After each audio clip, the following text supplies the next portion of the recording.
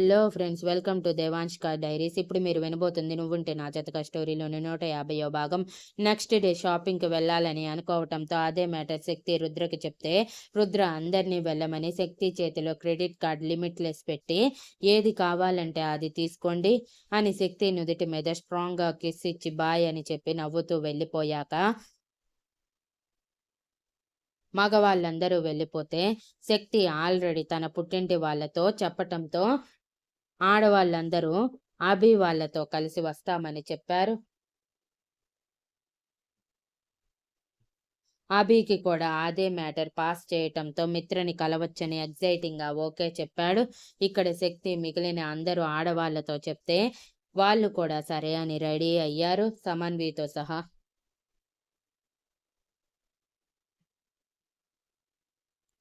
ఇక్కడ శక్తితో కలిసి వేణు వస్తే భూపతి గారి ఫ్యామిలీ ఆడవాళ్ళందరినీ అభి తీసుకుని పెద్ద షాపింగ్ మాల్ కి వచ్చారు. శక్తి వాళ్ళు వచ్చిన 5 నిమిషాలకి అభి వాళ్ళు రావటంతో అందరూ కలిసి మాల్లోకి వెళ్ళి ముందుగా శారీ సెక్షన్కి వెళ్ళారు. ముందు మిత్రని సెలెక్ట్ చేసుకోమని ఎంగేజ్మెంట్కి తగ్గట్టు మంచి పట్టు చీరలు ఎంత కాస్ట్ అయినా పర్వాలేదని చూపించమని చెప్పటంతో సేల్స్ గర్ల్ వాళ్ళు చెప్పినట్టే కాస్ట్లీ పట్టు చీరలన్నీ వాళ్ళ ముందు వేస్తూ ఉంది. అభి అప్పటికే సైట్ కొట్టుకుంటూ ఉన్నాడు. ఫోన్ చూసుకుంటున్న నెపంతో మిత్రకి వాళ్ళ వెనకే సోఫాలో కూర్చొని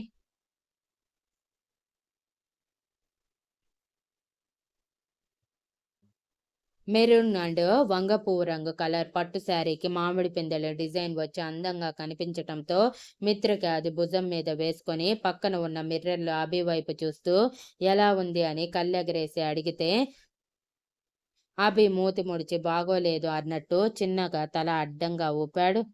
మిత్ర ఆ చీర పక్కకి వేసి ఈసారి pink and blue colour sari వేసుకొని అడిగితే అది కూడా బాగోలేదని చెప్పాడు.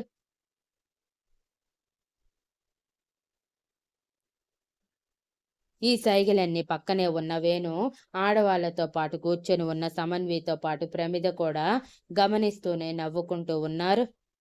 మిగిలిన ఆడవాళ్ళు మాత్రం శారీస్ చూడటంలో బిజీ అయిపోయారు. అలా ఎన్ని చీరలు చూసినా మిత్రకి నచ్చకపోవటంతో అప్పటికి అందరికీ చిరాకు వచ్చి ఒక అరగంట పైనే దాటిపోవటంతో శక్తి విసుగ్గా ఏంటి మిత్ర నీకు ఒక్కసారి కూడా నచ్చటం లేదు, ఇక్కడ నచ్చకపోతే పద వేరే షాపింగ్ మాల్కి వెళ్దాం అని అంటుంటే ప్రమిద నవ్వుతూ నచ్చాల్సింది మిత్ర అక్కకి కాదు అభి బావగారికి. ఎన్ని సారీస్ చూసినా బావకి నచ్చటం లేదు, అదేదో ఆయన గారే వచ్చి ఏదో ఒకటి సెలెక్ట్ చేసి అక్క చేతిలో పెడితే షాపింగ్ స్పీడ్గా కంప్లీట్ అవుతుంది కదా. ఆహా అలా కాదు, సైట్ కొట్టుకుంటూ అది నచ్చలేదని ఇది నచ్చలేదని గంటల తరబడి మనల్ని వెయిట్ చేయిస్తున్నారు అని ఇరికించేసింది అభిని. అభి కంగారుగా వాళ్ళకి దొరకకూడదని హలో వస్తున్నాను 1 మినిట్ అంటూ అక్కడి నుంచి జారుకోవటానికి ట్రై చేస్తుంటే మిత్ర సిగ్గుపడుతూ అందరి వైపు చూడలేక తలదించుకుని గోర్లు కొరుక్కుంటుంది.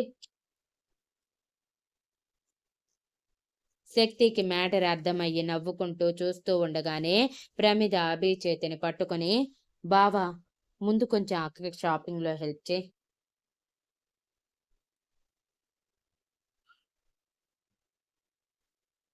ఇలానే ఉంటే మాత్రం మనం తిరిగి ఇంటికి వెళ్ళేసరికి ఏ నైట్నో అవుతుంది, అప్పటి వరకు మీరు వెయిట్ చేస్తానంటే మాకేం పర్లేదు అని భుజాలు ఎగరేస్తూ అల్లరిగా అంటే సమన్వి నవ్వుతూ వాళ్ళ వైపు చూస్తూ ఉంది. వేణు కూడా సమన్వి వైపు చూస్తూనే తనకేదైనా మంచి లెహంగా తీసుకోవాలని మీరు షాపింగ్ చేస్తూ ఉండండి నేను ఇప్పుడే వస్తాను అని లెహంగాస్ ఉండే సైడ్ వెళ్ళిపోయాడు.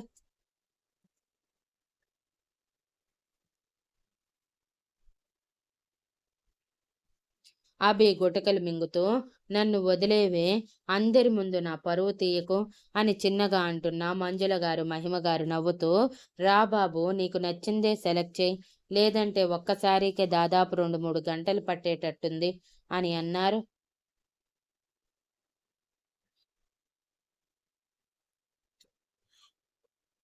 అభి తల జుట్టు వెనక చెరుపుకుంటూ ఇరికించేసింది అని ప్రమిద వైపు కాల్చేసేలా ఒక లుక్ విసిరి మిత్ర పక్కకు వచ్చి ఆ శారీస్ అన్ని వెతికి చివరికి white and rose gold colour పట్టు శారీకి నెమలి కన్నుల డిజైన్ వచ్చి అందంగా కనిపించటంతో అది తీసి మిత్ర చేతిలో పెట్టి, ఇది చాలా బాగుంది, ఇక మీరు సెలెక్ట్ చేసుకోండి, నేను నా డ్రెస్సెస్ సెలెక్ట్ చేసుకుంటాను అని అక్కడి నుంచి నవ్వుకుంటూ జారుకున్నాడు. అరే, బావ సెలక్షన్ సూపర్ ఉంది అని ప్రమిద భుజం మీద ఆ శారీ వేసి అద్దంలో చూపించి చెప్పి అనగానే శక్తి నవ్వుతూ, ఒక్కసారి శారీ ట్రయల్ చేయి మిత్ర, నీకు బాగుందనిపిస్తే ఇదే తీసుకుందాం, లేదంటే వేరేది చూద్దాం అనగానే మిత్ర సరే అని తల ఊపి అక్కడే సేల్స్ కాల్ కడతాను అన్న ఒప్పుకోకుండా ట్రయల్ రూమ్లోకి వెళ్ళి డ్రెస్ మీదే శారీ కట్టుకోవాలని డిసైడ్ అయ్యింది. మిత్ర ట్రయల్ రూమ్ వైపు వెళ్ళటం చూసిన అభి ఎవరూ గమనించకుండా మిత్ర వెళ్ళిన 5 సెకండ్లకే మిత్ర ట్రయల్ రూమ్లోకి దూరి డోర్ క్లోజ్ చేశాడు. మిత్ర అభిని చూసి కంగారు పడి కళ్ళు పెద్దవి చేసి, మీరేంటి అభి గారు ఇక్కడ, వెళ్ళండి, ఎవరైనా చూస్తే బాగుండదు అని అంటుంటే అభి మిత్రని గట్టిగా హగ్ చేసుకొని మిస్ యూ అలాట్ అని అన్నాడు. ఏంటి, జస్ట్ 8 అవర్స్కే నన్ను మిస్ అయ్యారా అని ముసిముసిగా నవ్వుతూ అంటే, నీకేం తెలిసే నా బాధ, పడుకుంటే చాలు పక్కన నువ్వే ఉన్నట్టు అనిపిస్తుంది, నిద్ర పట్టడం లేదు, నువ్వు మాత్రం ప్రశాంతంగా నా గురించి ఆలోచించకుండా నిద్రపోయి ఉంటావు అని ఉక్రోషంగా అంటూ, ఇంతకి శారీ నచ్చిందా అని నవ్వుతూ అడిగాడు.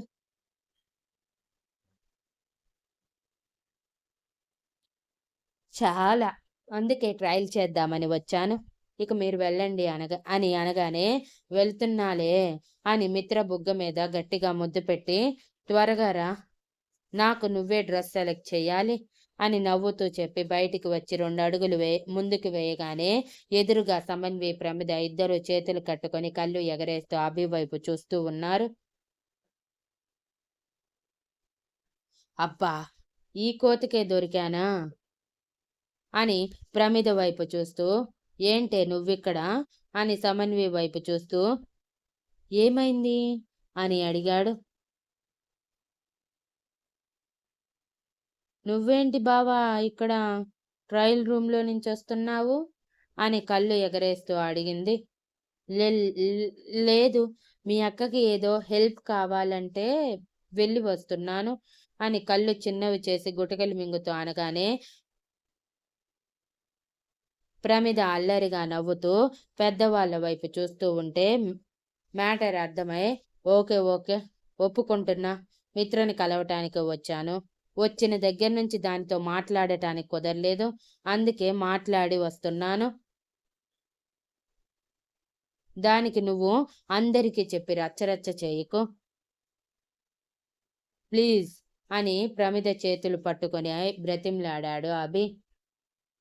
ఇదంతా చాలా పెద్ద ప్రాసెస్ లా కనిపిస్తుంది బావా, మరి ఇంత పెద్ద ప్రాసెస్ నేను ఓకే చెయ్యాలంటే నాకు లంచం కావాలి కదా అని ఒక కన్ను పైకి లేపి సైడ్ స్మైల్తో అడిగింది ప్రమిద.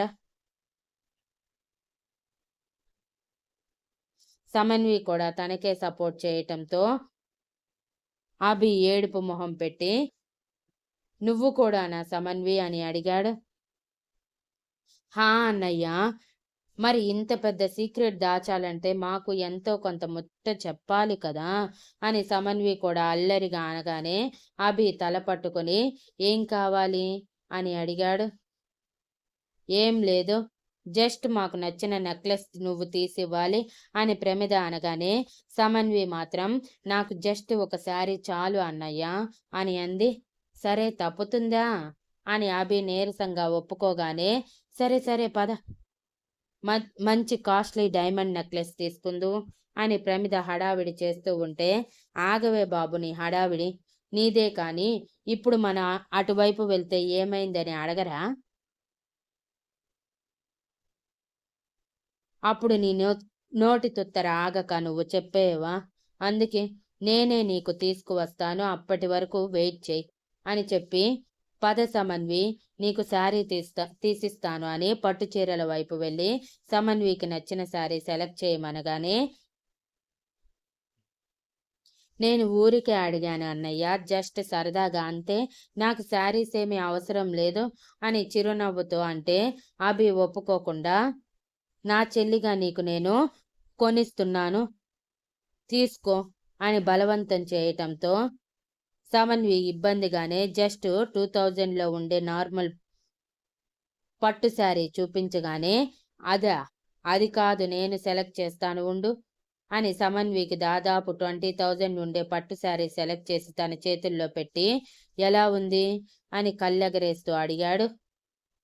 బాగుంది అన్నయ్య, కానీ ఇంత మనీ వేస్ట్ చేయటం అవసరమా ఒకసారి కట్టే శారీకి అని అంటుంటే, అభి సమన్వి కళ్ళల్లోకి చూస్తూ తన తల మీద చెయ్యి వేసి, వేణు చాలా లక్కీ అని చెప్పి అక్కడి నుంచి అమౌంట్ పే చేసి వెళ్ళిపోతే,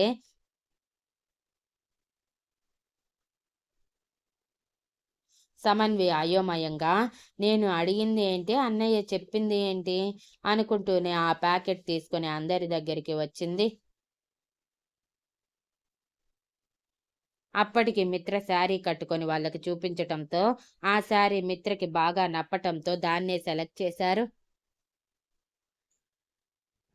ఇక శక్తి తరపు నుంచి ఒక శారీ తీసుకొని అభి సెలెక్ట్ చేసిన శారీని అభి వాళ్ళ తరపున పెట్టమని, దానికి బ్లౌజ్ రెడీ చేసి మీ చేతుల్లో ఆ రోజు పెడతామని మంజుల గారి చేత చెప్పించింది.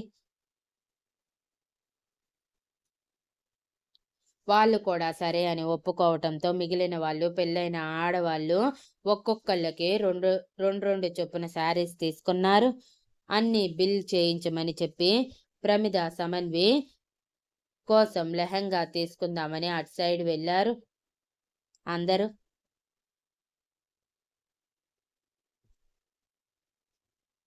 సమన్వి ప్రమిదల బలవంతం మీద యంగ్ లేడీస్ అందరూ ఆ రోజు లెహంగా ఒకే టైప్ వేసుకోవాలని ఫిక్స్ అయ్యి, శక్తి, ప్రమిద, మిత్ర, స్వాతి, మహాలక్ష్మి ఐదుగురికి కలిపి ఒకే type silver and pink colour lehenga మీద వైట్ స్టోన్ డిజైన్స్ వచ్చి అందంగా కనిపించడంతో అదే నలుగురికి ఆర్డర్ చేశారు.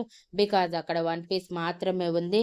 మిగిలిన నలుగురికి సేమ్ కలర్ సేమ్ డిజైన్ తీసుకురమ్మని చెప్పి 2 రోజుల్లో రుద్ర ఇంటికి పంపించమని చెప్పి మగవాళ్ళ సెక్షన్ వైపు వెళ్ళారు.